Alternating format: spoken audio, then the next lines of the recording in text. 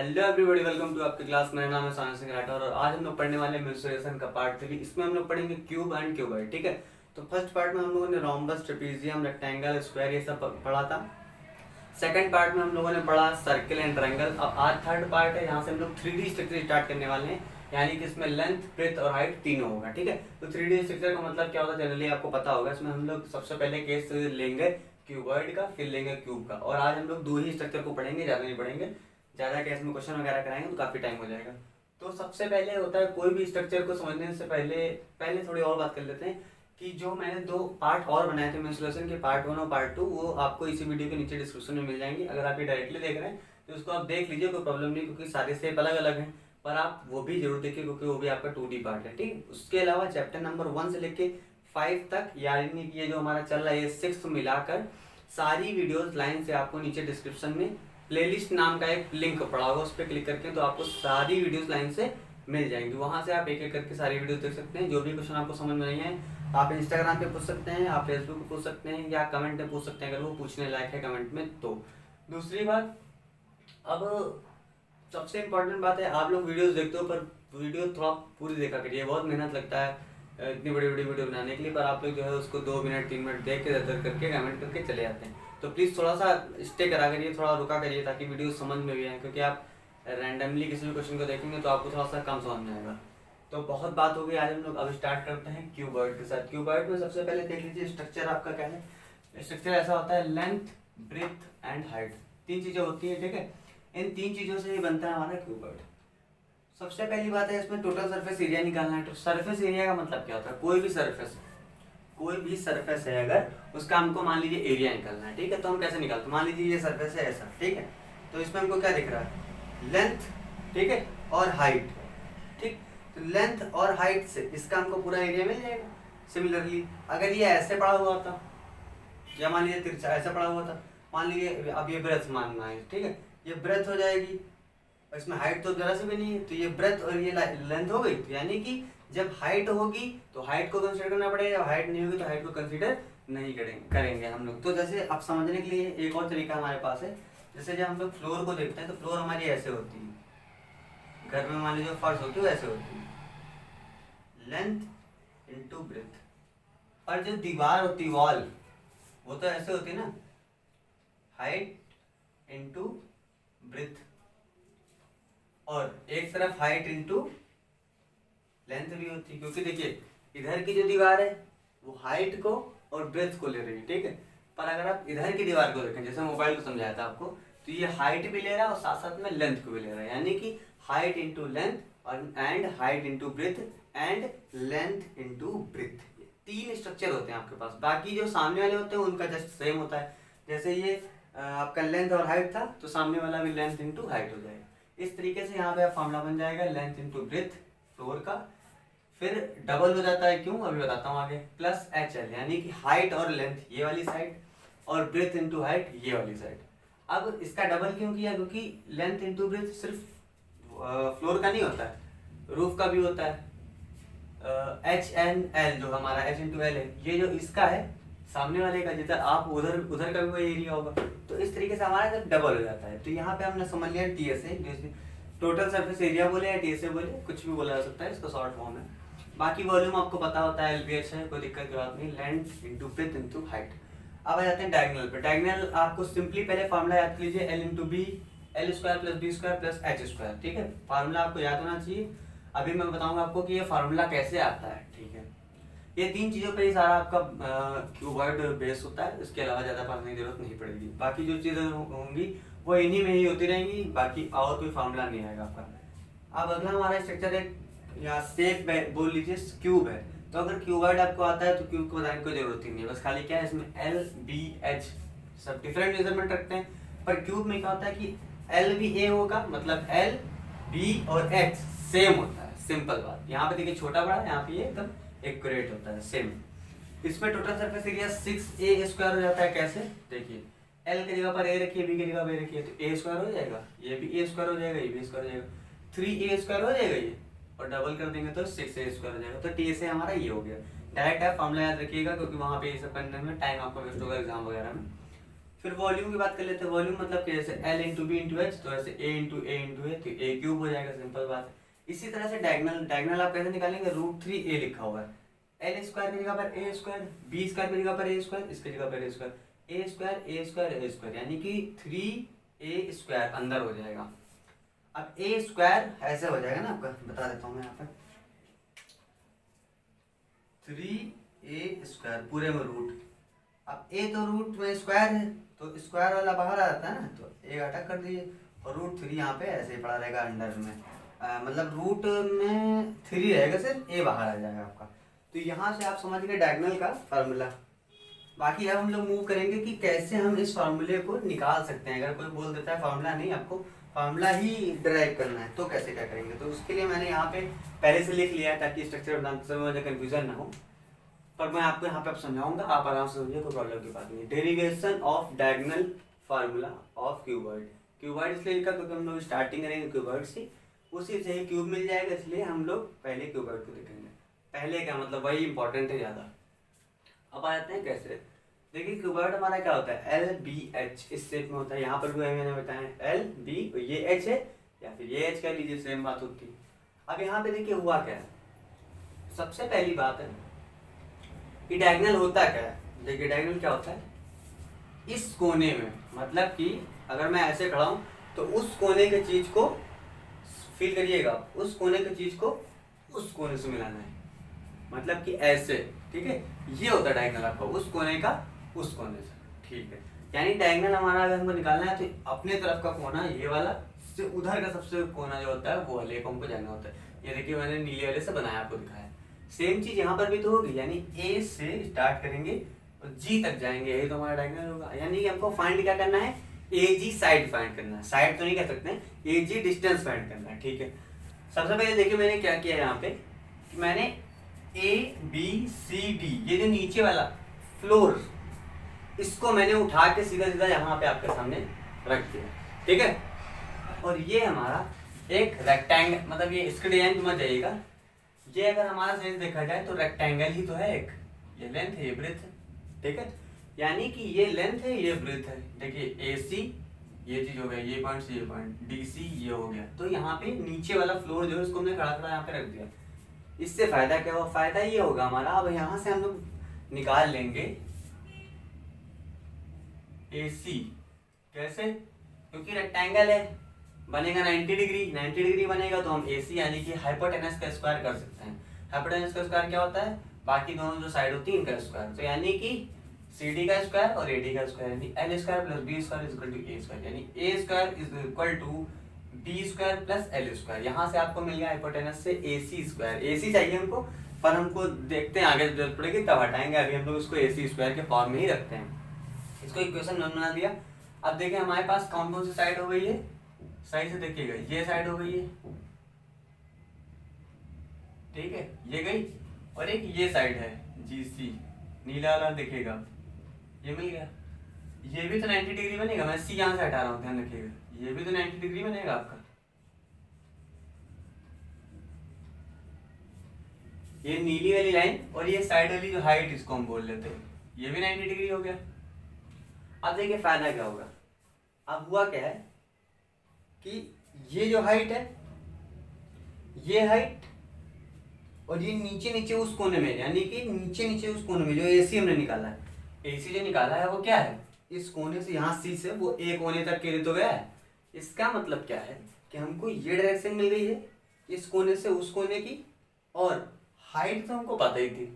अब सोचो, हाइट हमको पता है और ये डायगोनल, ये नीचे वाला रेक्टेंगल का डायगोनल हमको मिल गया है, ठीक है। तो क्या ये वाला डायगोनल जो हमको असलियत में निकालना था AG, यानी ये G और ये A, ये नहीं मिल जाएगा, वो चीज हम लोगों ने कर दिया। देखिए ये मिल गया है, ये मिल गया है। अब हमारा सारा एम कहाँ पे आ गया, इस पे।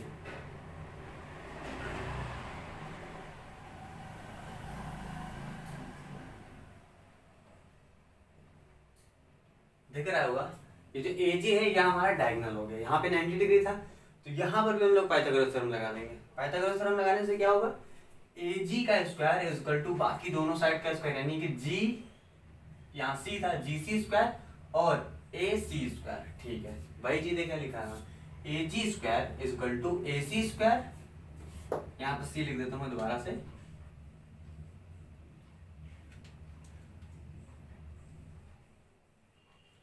AC square and GC square, ठीक है।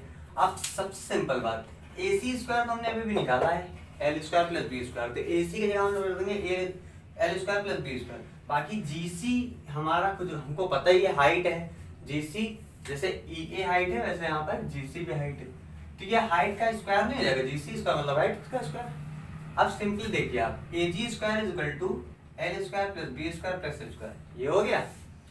अब हमको निकालना है डायगोनल, तो डायगोनल है तो स्क्वायर तो हटाना पड़ेगा, तो स्क्वायर हटाएंगे तो रूट हो जाएगा, यानी diagonal AG is equal to L square plus B square plus H square. अब इधर आके देखिए आप, diagonal L square plus B square plus H square, इस तरह से आपको निकालना होता है डायगोनल ऑफ द क्यूबॉइड। जो मैंने यहाँ पे एक अजीब सा गंदा सा स्ट्रक्चर बनाया, उसको मैंने यहाँ पे साफ सुथरे तरीके से दिखा दिया है।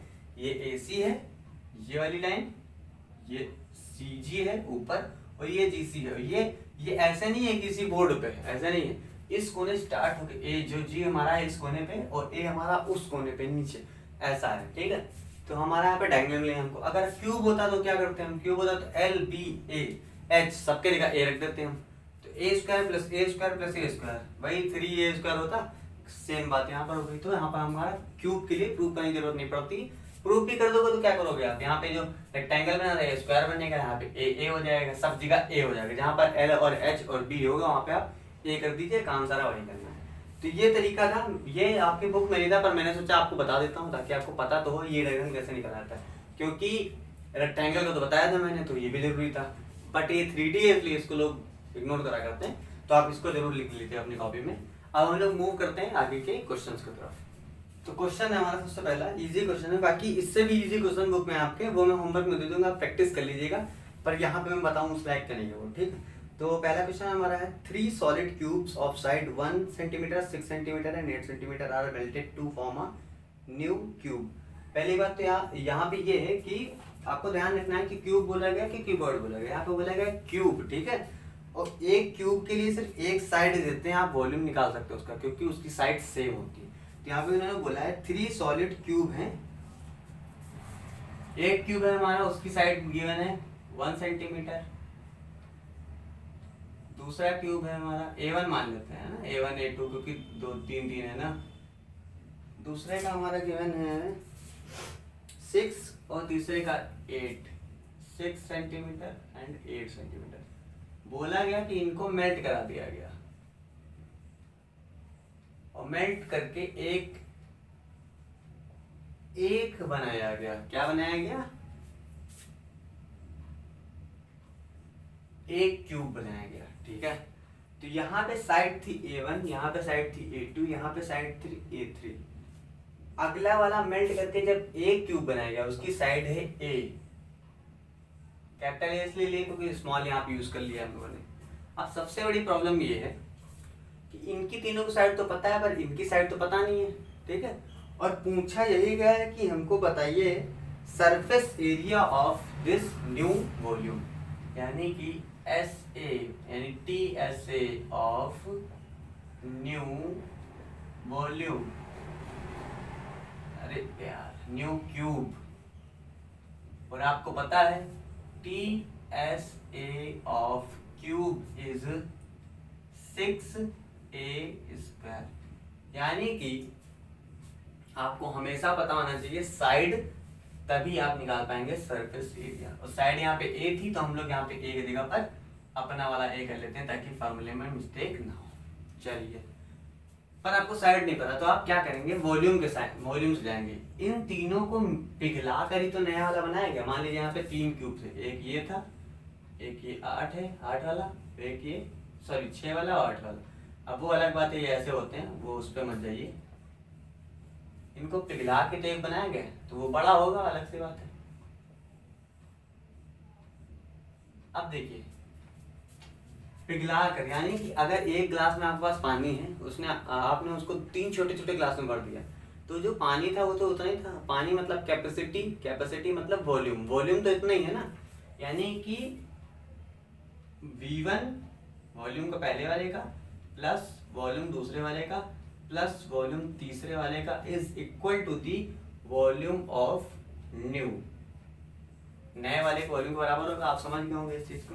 अब पहले वाले वॉल्यूम को निकालना है। वॉल्यूम निकालना क्या होता था हमारा, 3 मतलब क्यूब कर देते थे, 1 का क्यूब, क्योंकि पहले वाली साइड 1 है, फिर दूसरे 6 का क्यूब, फिर 8 का क्यूब, ये हमारा वॉल्यूम आ जाएगा। ठीक है, 1 का 1 होता है, 6 का कितना होता है 216, देख लेते हैं 36, 6 6 36, 3 216 होता है। यहाँ पे आ जाएगा 1, यहाँ पे आ जाएगा 216, 8 का कितना होता है 64, 8 8 32 2 3 512, 8 का होता है 512। क्यूब याद रखिए, मैं खुद ही भूल जाता हूँ आप लोग को पैराग्राफ अपने लिए। वॉल्यूम आप यहाँ से निकाल लेंगे, क्या करना है सिर्फ ऐड कर दीजिए इनको तीनों को। 512 ऐसे आता है 500 200 700 और 716 718 728 729, यानी वॉल्यूम न्यू वाला जो आएगा वो 729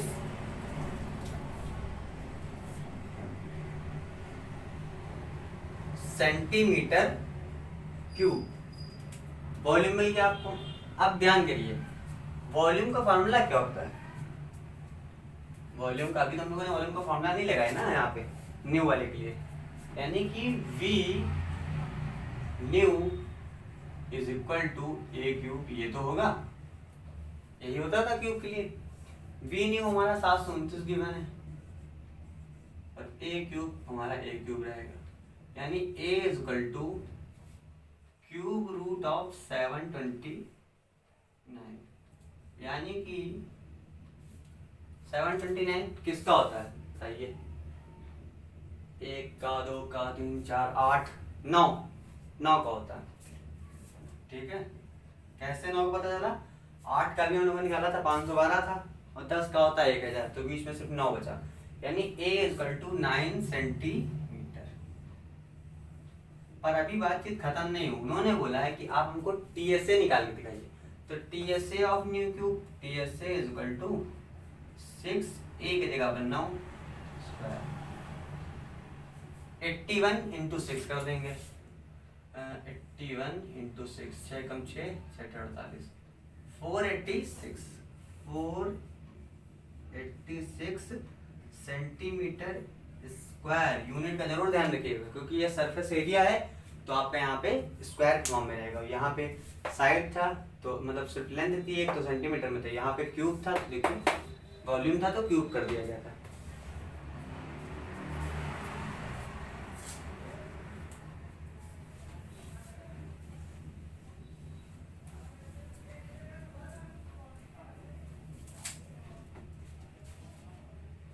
अब हमारा अगला क्वेश्चन है रेक्टेंगुलर ब्लॉक। देखिए ध्यान रखिएगा, अगर कोई रेक्टेंगल शेप बता रहा है तो वो रेक्टेंगल की बात कर रहा है, यानी कि L इंटू बी। पर ब्लॉक की बात करेगा तो यार समझ लीजिए रेक्टेंगल शेप में है पर वो क्यूबॉइड है। ठीक है, तो ध्यान रखिएगा रेक्टेंगुलर ब्लॉक यानी कि cuboid 6 centimetre by 12 centimetre by 15 centimetre. यहाँ पर आप डायमेंशन भी देख लीजिए, तीनों दिए यानी कि L, B और H। इस cut into an equal number of cubes, मतलब क्यूबॉइड था एक बड़ा सा, ऐसा कुछ सिस्टम बोला गया। क्यूबॉइड है एक बड़ा सा,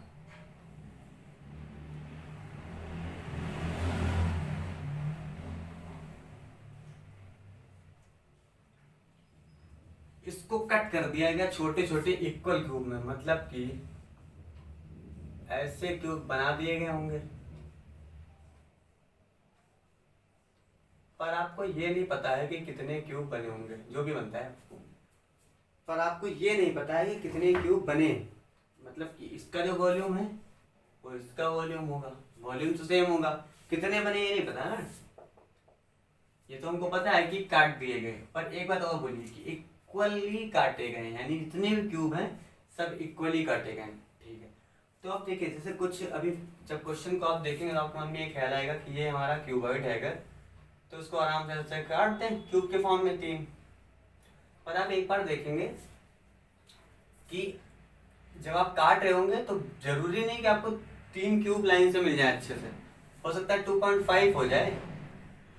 फिर क्या करेंगे आप, तो आप इसको आप मेल्ट कर देंगे, फिर उसमें से आप क्या करेंगे, क्यूब निकालेंगे इक्वल इक्वल।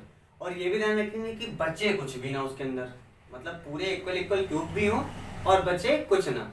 पर यहाँ पे आप सोच रहे होंगे कि यहाँ तो कट करने के लिए बोला गया, मेल्ट कर दे रहे हैं, तो कट करना मेल्ट करना सब एक ही बात हो जाती है, पर मेल्ट करने से आपको समझ में आसानी से आता है, इसलिए मैंने वो केस लेके यहाँ पे आपको समझाया। अब यहाँ पे एक बात है जो थोड़ा सा इस क्वेश्चन को सारे क्वेश्चन से अलग बनाती है, कि यहाँ पे आपको वो साइड चाहिए जिससे आप, वो साइड यानी कि ए चाहिए जिससे आप इक्वल क्यूब की जो केस बोला जा रहा है वो निकाल पाए। मतलब वो साइड ही नहीं पता होगी तो फिर क्यूब में आप क्या कर लोगे।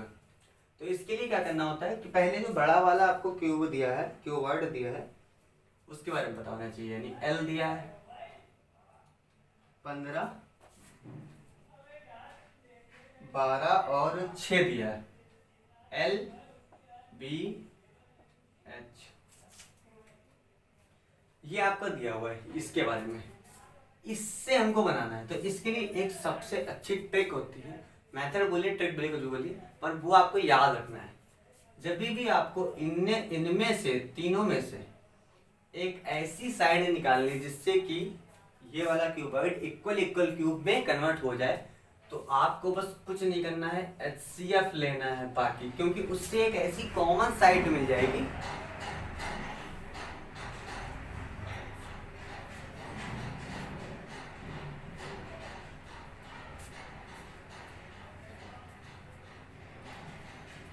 क्योंकि उससे आपको एक ऐसी कॉमन साइड मिल जाएगी जहां से आप इक्वल क्यूब को आराम से निकाल सकते हैं। इन तीनों का HCF क्या होगा, HCF निकालने का तरीका बड़ा आसान होता है, यहाँ पे ही निकाल देता हूँ मैं।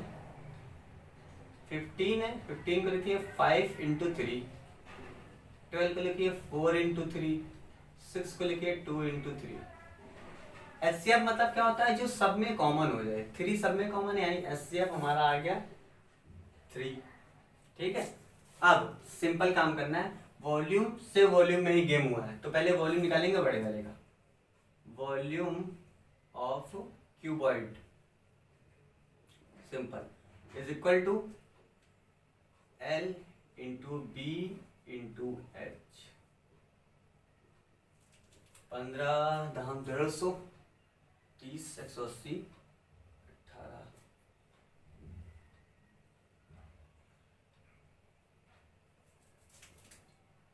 108।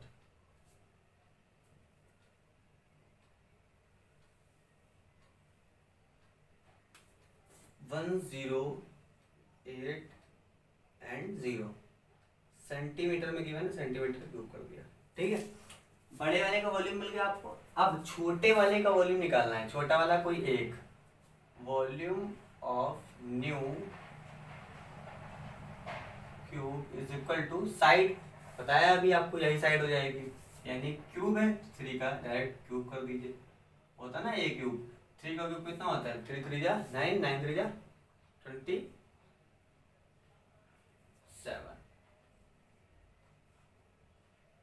ये भी आपका सेंटीमीटर क्यूब में है। अब बोला गया था आपसे कि आप वो निकाल के दिखाइए कि कितने क्यूब बनेंगे। हमको वॉल्यूम मत बताइए, आप बताइए कितने क्यूब बनेंगे। तो कितने क्यूब, क्या number of equal cubes is equal to volume of cuboid, यानी कि जो बड़ा वाला था, अपॉन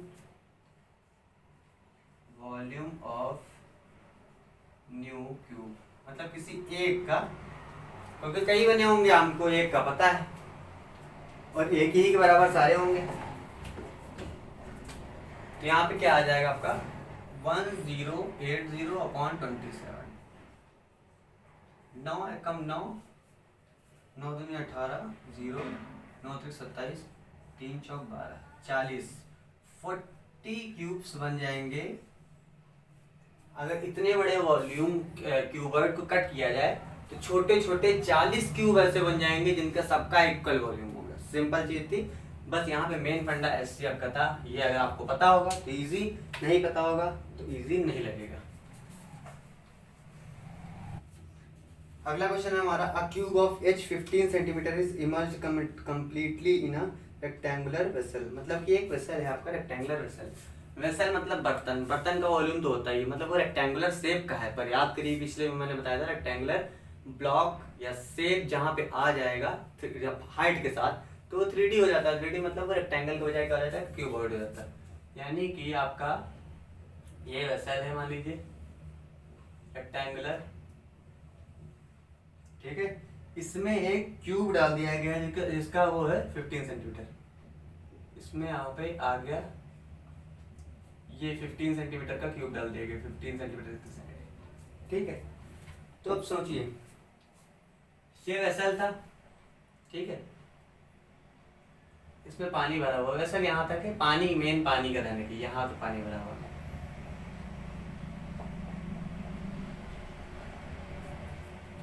पर सही से सोच के देखिए, जब इसमें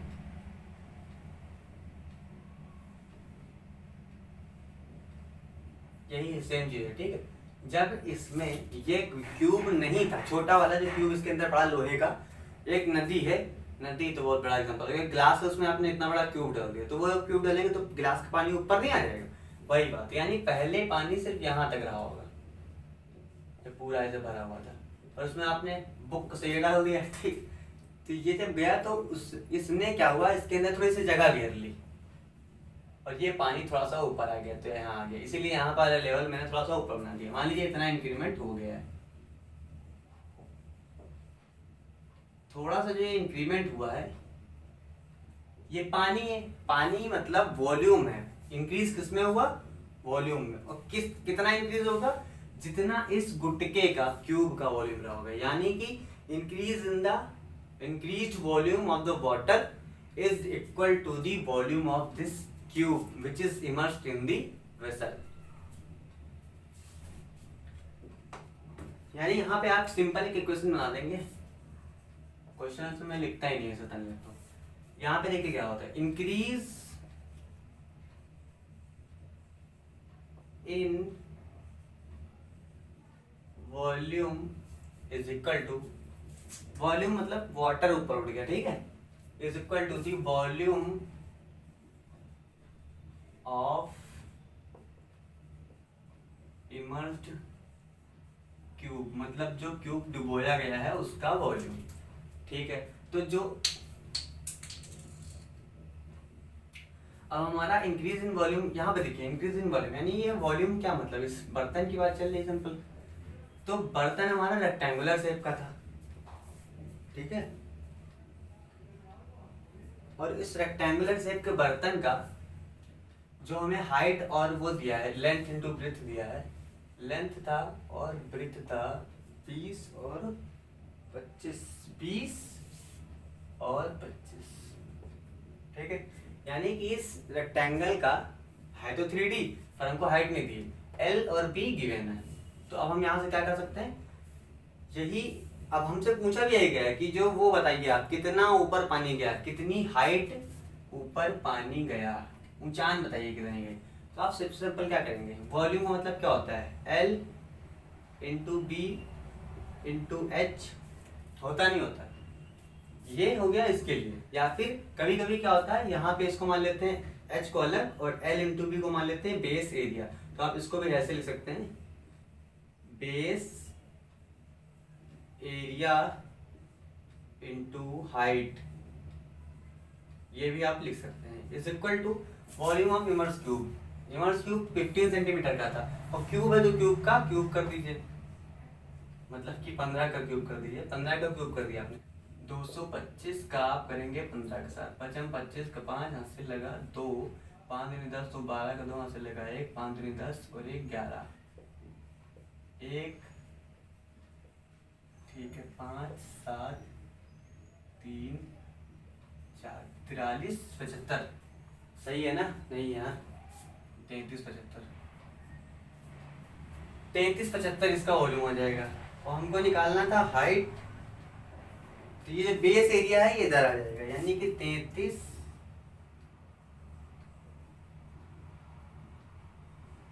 75 into upon sorry base area मतलब लेंथ इंटू ब्रेथ, यानी 20 इंटू 15, 15 दूनी 30, 300। ये एरिया है तो ये सेंटीमीटर स्क्वायर है, ये क्यूब है तो सेंटीमीटर क्यूब है। स्क्वायर स्क्वायर कट जाएगा, सिर्फ 1 सेंटीमीटर बचेगा जो कि हाइट की यूनिट हो जाएगी। यहाँ पे आप काट कर देखिए कितना से कटेगा। 3 एकम 3, 3 एकम 3, 3 दूनी 6, 3 बचे 15, 1125 यानी 11.25 सेंटीमीटर। इतना पानी ऊपर उठेगा, यानी बर्तन पहले इतना भरा हुआ था, अब ये पड़ेगा तो थोड़ा और पानी ऊपर चढ़ेगा, ये इतना। यही हाइट जो इंक्रीज हुई यही बताया मैं। तो हमारा हाइट आ जाएगी 11.25 सेंटीमीटर। इस तरीके से आपको निकालना होता है, आराम से आप निकाल सकते हैं।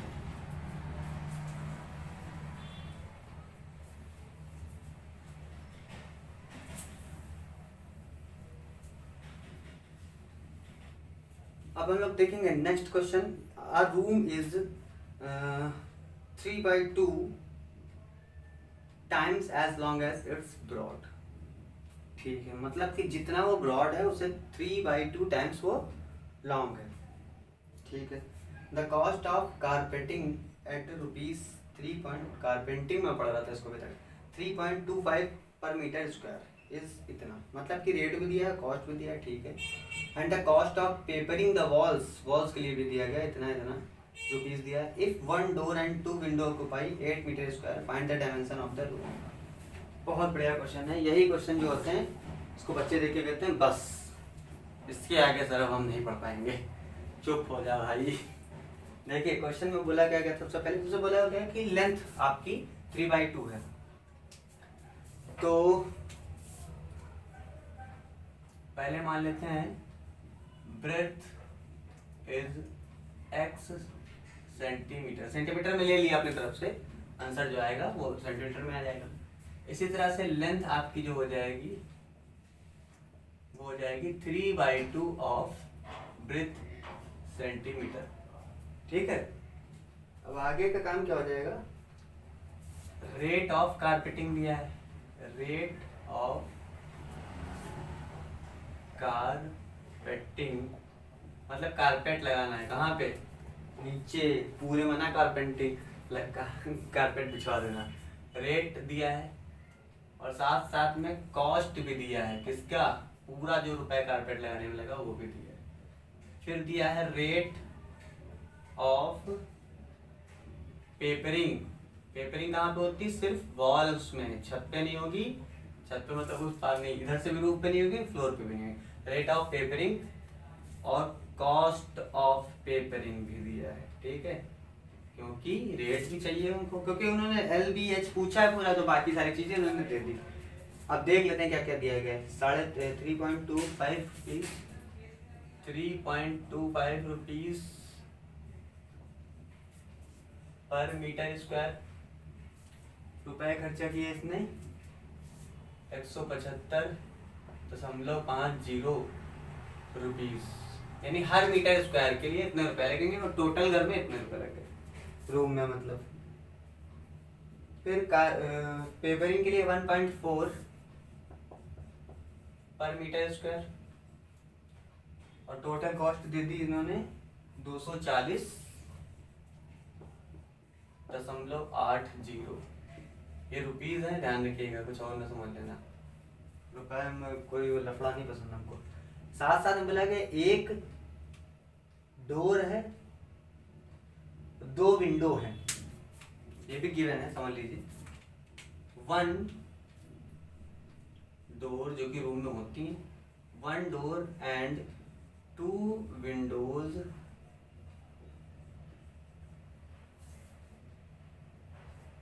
एरिया लिख दीजिए, area of 1 door and 2 windows is 8 metre square. इसको देने का मतलब क्या है, ये बोल रहा है कि जब आप पेपरिंग करेंगे ना, जब आप पेपरिंग करेंगे, कारपेटिंग में तो कोई दिक्कत नहीं, कोई फ्लोर और डोर नीचे तो होता नहीं, पर आप पेपरिंग करेंगे तो ध्यान रखिएगा, 2 विंडो की जगह पे पेपरिंग नहीं करेंगे ना, तो वो जगह हटाइएगा और प्लस एक डोर की जगह भी हटाइएगा, क्योंकि उस पर पेपरिंग नहीं चाहिए हमको, क्योंकि डोर तो लगा ही हुआ है। ये बात है, इतना दिया है हमको यहाँ पे। तो सबसे पहले हम लोग एक के पीछे पढ़ेंगे और उसको खा लेंगे, तब दूसरे पे जाएंगे। ठीक है, पहला हमारा लेंथ है, ब्रेथ है, ये दोनों चीज गिवन है। रेट ऑफ कारपेटिंग यानी एरिया हमारा कारपेट होता है सिर्फ नीचे, यानी कि L इंटू बी। याद करिए, नीचे करिए क्या होता है, फर्श है, फर्श मतलब क्या, L इंटू बी। इसका मतलब है कि हमको एरिया ऑफ फ्लोर निकालना पड़ेगा। फॉर कारपेटिंग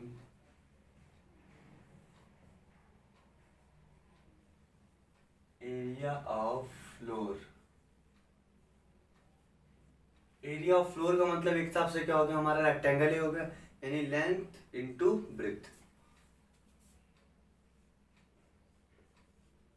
ठीक है, अब देखिए लेंथ इंटू ब्रेथ हमारा हो जाएगा x इंटू 3/2x। किसी को भी पहले देखिए, इससे फर्क तो पड़ेगा नहीं कोई। ये हम यहाँ पे ही लिख लेते हैं 3/2x स्क्वायर। ठीक है, ये हमारा हो गया एरिया ऑफ द फ्लोर। ठीक है, आगे बोला क्या गया है, कॉस्ट और रेट। तो कॉस्ट हमारा क्या होता है, हम एक फॉर्मूला बता देता हूँ आपको, याद रखिएगा आप लोग कि cost is equal to rate into area, या cost into rate into perimeter. जहाँ पर पेरीमीटर की बात होगी वहाँ पे ऐसा हो जाएगा, यहाँ पे एरिया की बात होगी वहाँ पे ऐसा हो जाएगा। तो यहाँ पे एरिया की बात है तो हमको क्या निकालना है, कॉस्ट ऑफ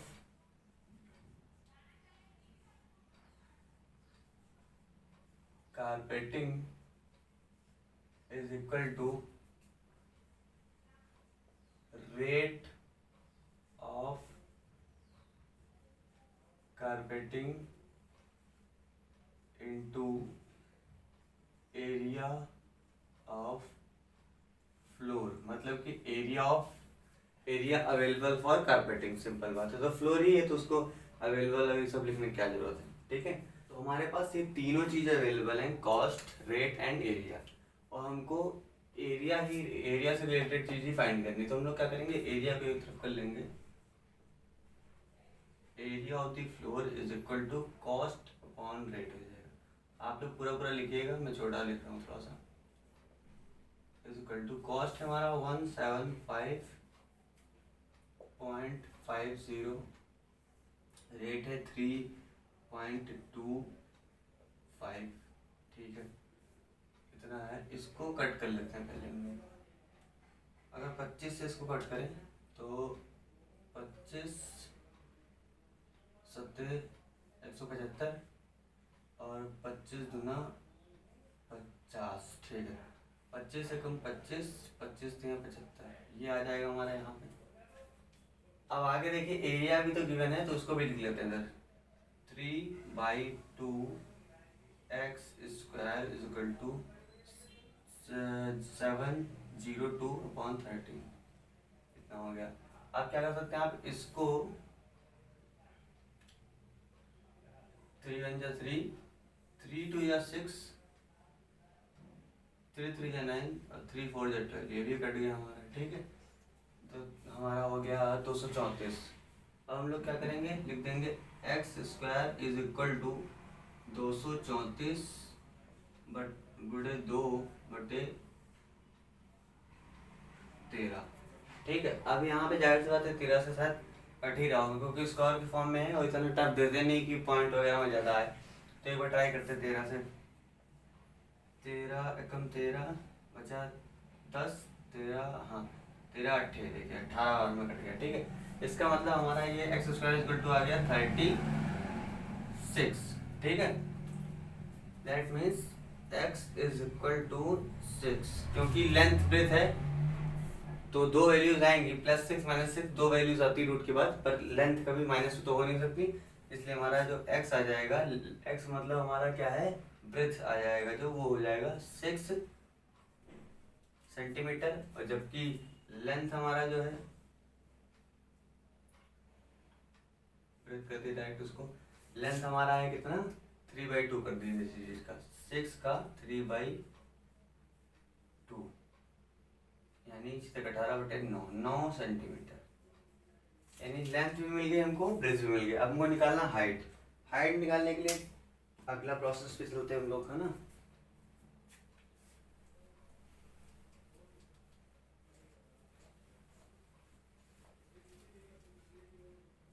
6 और 9 है, याद रखिएगा।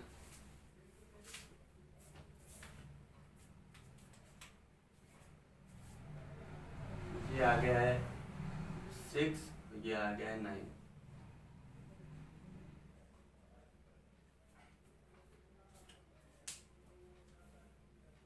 अब हम लोग बात कर लेते हैं कि फॉर दूसरा काम क्या हुआ, पेपरिंग। ठीक है, तो पेपरिंग से रिलेटेड काम हो जाएगा।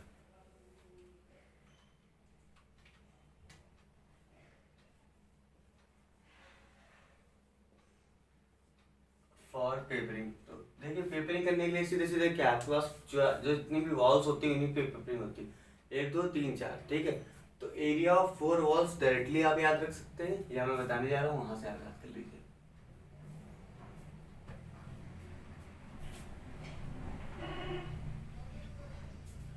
देखिए वॉल्स में क्या होता है, हाइट तो होती है, height height height height, height तो कॉमन है, और यानी कि एरिया कौन सा होता है हमारा, हाइट इंटू ब्रेथ, और सामने वाला height into length. Height into breadth, height into length, height into breadth, height into length, यानी कि 2 बार हाइट इंटू लेंथ हो जाएगा और 2 बार हाइट इंटू ब्रेथ हो जाएगा। यानी मैंने यहाँ पे पहले फॉर्मूला लिखते हैं, 2 height into breadth plus height into length. Length into breadth वाला जो होता है, जो टोटल सरफेस एरिया में होता है, उसको मैंने इंक्लूड इसलिए नहीं किया यहाँ पे, इंक्लूड इसलिए नहीं किया क्योंकि उस पर पेपरिंग होने का कोई सवाल ही नहीं, नीचे और ऊपर पेपरिंग तो होता नहीं, इसलिए वो चीज़ हमको यहाँ से हटा दिया। ठीक है, अब बात आती है कि सबसे पहली बात यहाँ पे देखिए 2 तो कॉमन है, ये एच भी कॉमन होता है, तो बचेगा क्या हमारे पास, बी प्लस एल। ठीक है, तो यहाँ से हम निकाल सकते हैं 2h, और b प्लस एल हमारा कितना है, 9 + 6,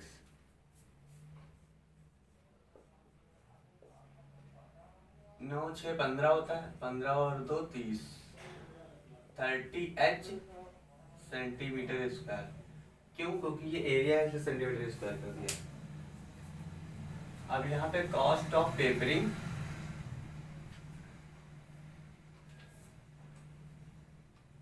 पहले एक चीज और समझानी पड़ेगी आप लोगों को। देखिए एरिया ऑफ 4 वॉल्स है ना, area of 4 walls, area of 4 walls निकालने पर इसी 4 वॉल्स में विंडो और डोर भी है, और उस पर पेपरिंग तो होनी नहीं, तो उसको हटाएंगे हम लोग, तो लिख देंगे area available for papering is equal to area of 4 walls minus area occupied by window and door। यहाँ पे देखिए गिवन था directly, area of 1 door and 2 window, मतलब इतना ही है, उसमें 8 मीटर स्क्वायर है, यानी कि टोटल में से 8 मीटर स्क्वायर हमारा हटा दीजिए, यानी available area is 30h minus 8 centimetre square रहा होगा ना।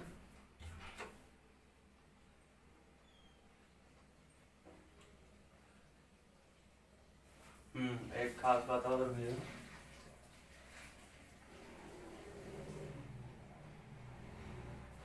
अब देखिए यहाँ पे एक थोड़ी सी गलती होगी, उसको ध्यान रखिएगा।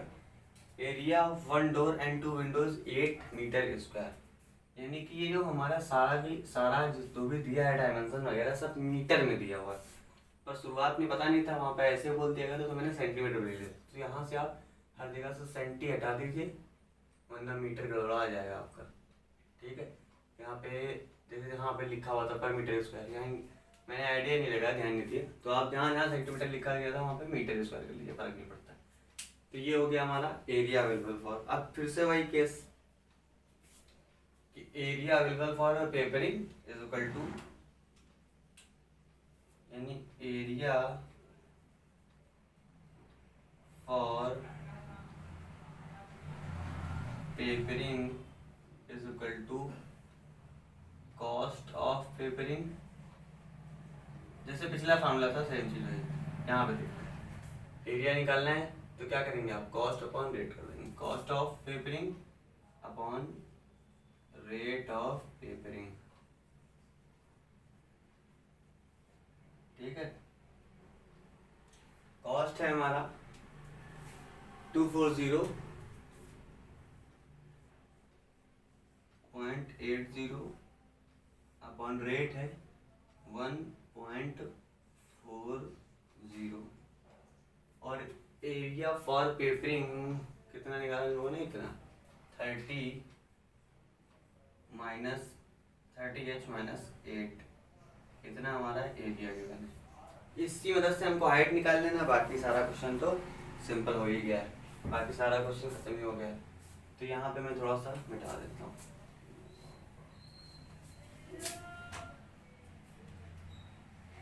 पहले इसको कट कर लेंगे, यहाँ पे ये पॉइंट हटा, ये पॉइंट हट गया, फिर इसको आप 2 से काटिए, 0 से 2 तो कट ही गया, ये 2 से पहले काट लेते, 0 तो कट जाएगा डायरेक्टली, फिर 2 से काटा आपने तो 1204 और नीचे आ जाएगा 7।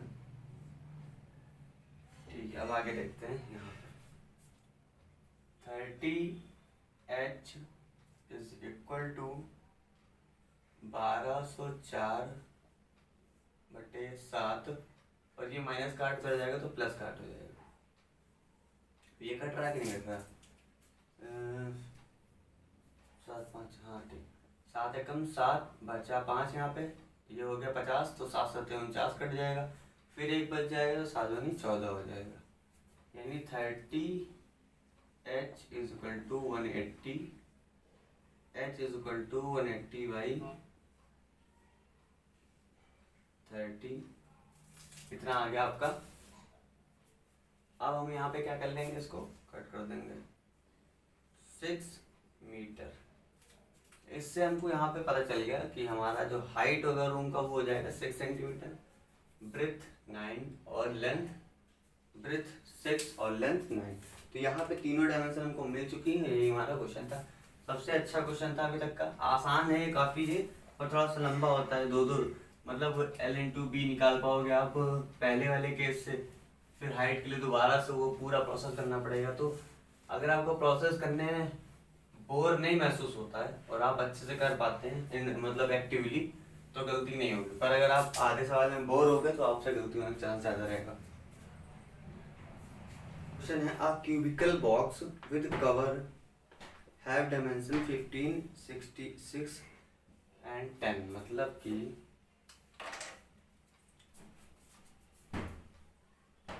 एक क्यूबिकल बॉक्स है,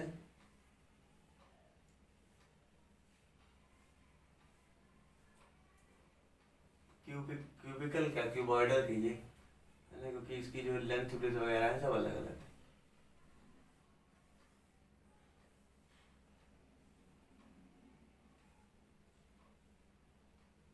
तो क्यूबिकल नहीं, क्यूबॉइडल बॉक्स।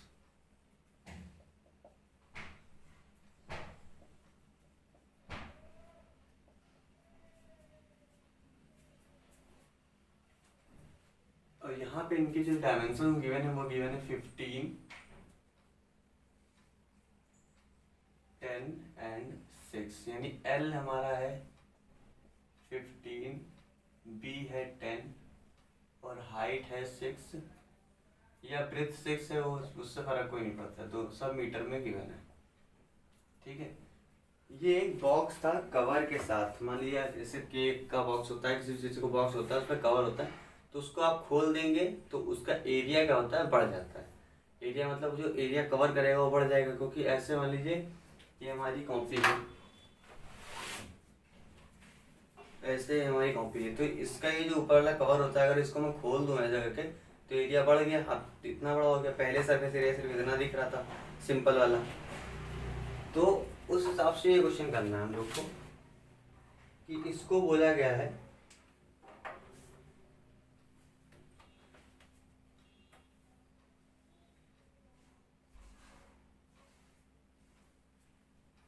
कि इसको आप ओपन कर दीजिए। अगर इसको आप ओपन करेंगे तो कैसा बन जाएगा देखते हैं। पहले तो एक बेस एरिया है सिंपल, ठीक है, और हाइट हमारी है 6, यानी जो बॉक्स में जैसे मान लीजिए ऐसे था बॉक्स ये चीज, तो ये जो हाइट थी ये ही तो खुल जाएगी इस तरफ, यानी यहाँ पे जो आएगा वो 6 सेंटीमीटर का आ रहा है। ये चीज जो हमारा बढ़ के लाइन जा रही है ये 6 सेंटीमीटर जा रही है। इसी तरह से जितना उधर खोला गया डिब्बा, इधर के लिए भी हाइट थी, ये भी खुल जाएगा। जैसे मान लीजिए ये क्यूबिकल बॉक्स था, ये हाइट थी 6 मीटर की, तो इसको अगर इधर करेंगे तो आप लंबा हो जाएगा ना 6 मीटर, वो तो वही चीज़ है, तो 6 मीटर इधर बढ़ेगा।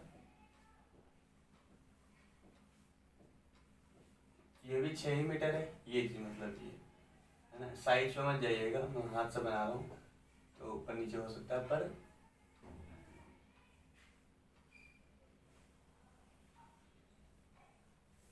ये भी 6 सेंटीमीटर, मतलब कि उसकी ब्रेथ और लेंथ 6-6 सेंटीमीटर बढ़ जाएगी। जबकि पहले उसकी लेंथ कितनी थी, 15 थी, और ब्रेथ कितनी थी, 10 थी, ठीक है। अब हमारा क्या हो जाएगा ये, आप सिंपली देखिए 15,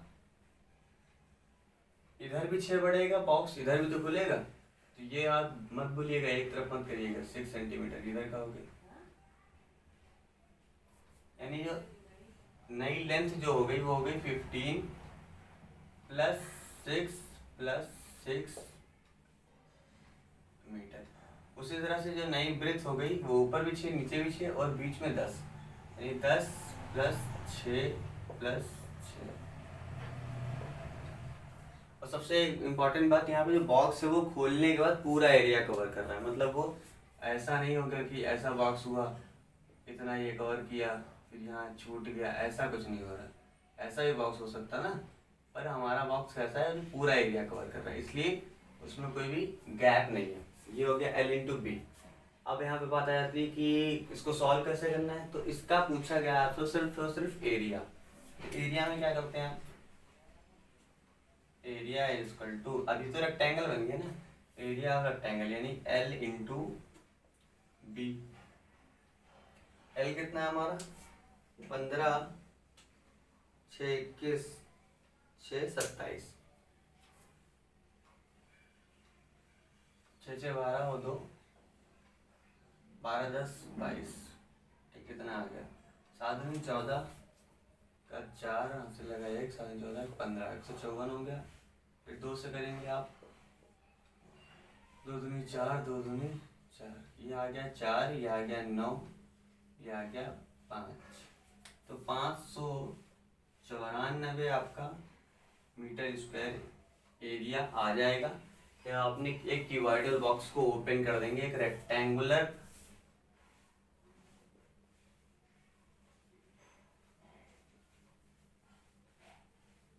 शेप में, तो इसमें कुछ ऐसा इम्पोर्टेंट टाइप का, तो इम्पोर्टेंट तो है पर ऐसा कुछ कठिन टाइप का नहीं था, बस खाली क्या है कि आपको जो साइड्स होती है एक्स्ट्रा वो दोनों तरफ ऐड कर देनी, काम खत्म हो जाएगा। अब आखिरी क्वेश्चन हमारा, if each side of a cube is increase by 50%, मतलब जो साइड थी उसको 50% इंक्रीज कर दिया गया, then what is the percentage increase in the surface area and its volume. Question बहुत सिंपल है, पर ध्यान रखना पड़ेगा कैलकुलेशन वगैरह में गलती ना होने पाए। देखिए बोला उसने कि मान लीजिए कि उस एक क्यूब है, क्यूब की बात करी गई, ठीक है, cube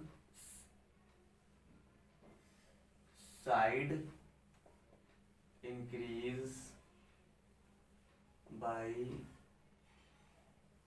50%।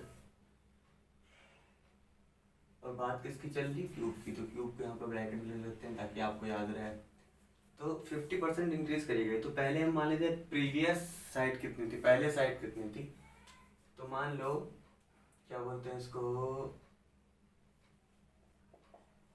Side of cube is x metre, मतलब पहले x मीटर थी, अब 50% इंक्रीज कर दिया गया है, तो कितना हो जाएगी। तो उसके लिए देखिए क्या है, x प्लस उसका 50% इंक्रीज करा गया, मतलब उतना तो रहेगा ही, प्लस उसका 50% और, यानी कि x का 50% मतलब x का आधा ही दो, सिंपल। तो वही यहाँ पे कट करेंगे, देखिए आधा हो जाता है ये 1/2, मतलब कि x प्लस x/2, एक और आधा मिलकर कितना बना लेते हैं, 1.5, यानी 3/2 x मीटर। यहाँ से आपको मिल गई साइड। जब साइड मिल गई है तो सरफेस एरिया भी मिल जाएगा आपका। अब देखिए क्या बोला गया कि कितना इंक्रीज हुआ सरफेस एरिया। तो पहले इंक्रीज कितना हुआ ये पता होने के लिए सबसे पहले हमको बताना चाहिए पहले सरफेस एरिया कितना था, है ना। तो पहले लिख लेते हैं surface area of old cube, मतलब पुराने वाले क्यूब का कितना था। तो 6a स्क्वायर होता है सरफेस एरिया हमेशा। यहाँ पर क्या होगा, 6a स्क्वायर जगह पर हम लोगों ने x मान लिया था, तो 6x स्क्वायर मीटर स्क्वायर ये हो जाएगा। अब यही इसी तरह से नया वाले का निकालते हैं, surface area of new cube is equal to 6a square is equal to 6 into x के जगह पर क्या हो गया हमारा 3/2x, 3/2x का स्क्वायर मीटर स्क्वायर। इसको अब सॉल्व कर लेते हैं। देखिए 2 का स्क्वायर 4 हो जाएगा और 3 का स्क्वायर 9 हो जाएगा। तो 6 9/4 मीटर स्क्वायर, 3 ये 2, ठीक है, 3 9 27 27/2 मीटर स्क्वायर एरिया होगा। अब बोला गया है percentage increase in surface area बताइए। देखिए सबसे पहले निकाल लीजिए इंक्रीज इन सरफेस एरिया। तो इंक्रीज मतलब बाद वाला बढ़ गया है, तो बाद वाला माइनस पहले वाला। अच्छा यहाँ पे एक्स स्क्वायर लिखना भूल ही गया मैं, एक्स का भी तो स्क्वायर होगा यार, ठीक है, यहाँ मीटर स्क्वायर लगेगी। तो ये हमारा हो गया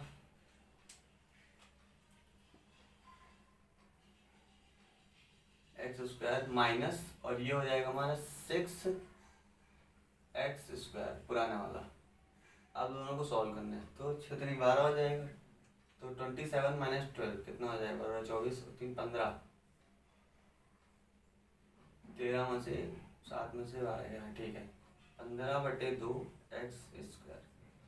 ये हमारा हो गया सरफेस एरिया में इंक्रीमेंट। अब परसेंटेज इंक्रीमेंट पूछा है, तो उसके लिए क्या करें हम, increase percentage increase in surface area is equal to. देखिए बहुत सारे बच्चों को परसेंटेज वगैरह में निकालने में बड़ी प्रॉब्लम होती है, बोलते हैं कि मैं नॉर्मल वैल्यूज निकाल लेता हूँ, पर परसेंटेज में बहुत ज़्यादा प्रॉब्लम होती है।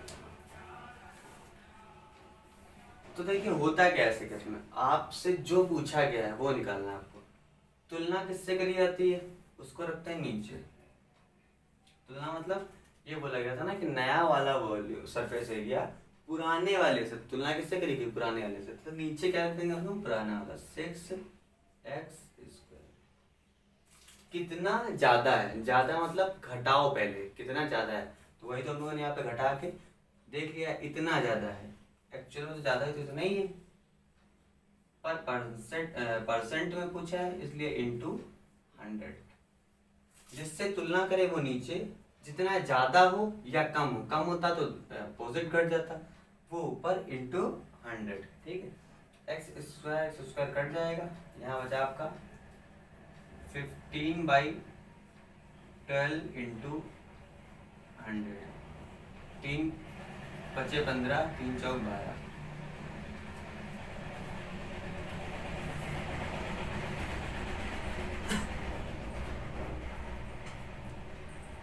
ये हो गया आपका 500, ये हो गया 4, 500/4 दैट मीन्स 125%। ये तो आपको निकालना आते हुए सिंपल है, डिवाइड कर दीजिए, जितना आ जाए इसमें परसेंट तो लगा दीजिए। तो percentage increase in surface area तो हम समझ गए, अब परसेंटेज इंक्रीज इन देखेंगे volume, volume of A old cube.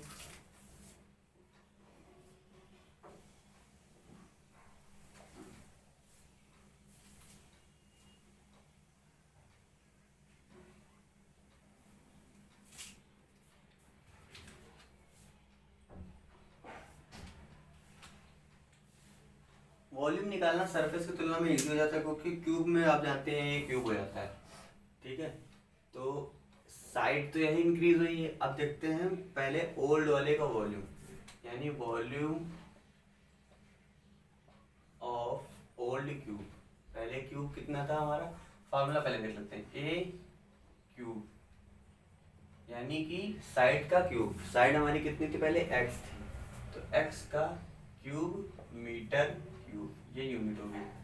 अब volume of new cube, new cube मतलब साइड बढ़ गई हमारी, तो 3/, ए क्यूब मतलब फॉर्मूला लिख लीजिए पहले, फिर लिखिए 3/2 एक्स का होल क्यूब, यहाँ पर 3/2 एक्स्ट्रा हो जाता है, इसको सॉल्व कर लीजिए। 3 का क्यूब 27, 2 का cube 8 x cube metre cube.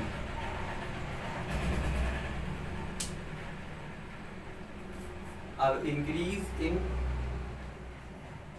Volume देख लीजिए, इंक्रीज मतलब बाद वाला ज्यादा होगा तब इंक्रीज बता रहे, तो 27/8 माइनस कितना था, sorry 27/8 x cube minus x cube, तो इसको हटा देंगे आप कितना आ जाएगा, 8 घट जाएगा आपका तो 19 हो जाएगा, 19/8 एक्स क्यूब। ठीक है, 19/8 एक्स क्यूब, हाँ यही आ रहा है, कोई प्रॉब्लम की बात नहीं। अब परसेंटेज इंक्रीज इन वॉल्यूम बोला गया तो बताया था, तुलना किससे करी गई, पुराने वाले से। पुराना वाला कितना था, एक्स क्यूब, नया वाला कितना है 27/8 एक्स क्यूब, पर इंक्रीज कितना हुआ है 19/8 x cube, 19/8 x cube, x cube simply cut जाएगा, यहाँ बचा आपका 19/8 इंटू 100। अब यहाँ पे आपको करना क्या है, बस वो कर दिया डिवाइड, 8 दूनी 16 बचा 3,